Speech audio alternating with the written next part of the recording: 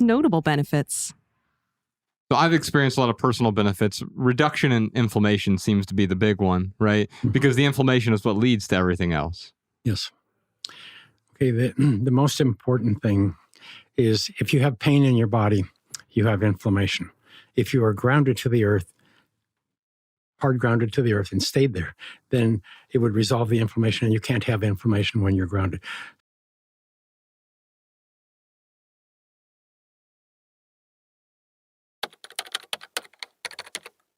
Does grounding reduce inflammation?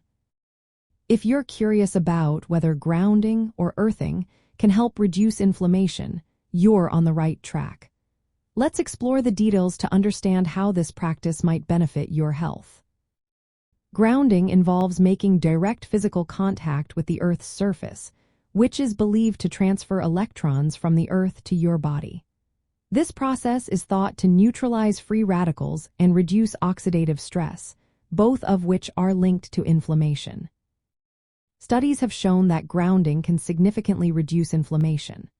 For instance, research by Chevalier et al. In 2015 found that participants who practiced grounding had lower blood markers of inflammation.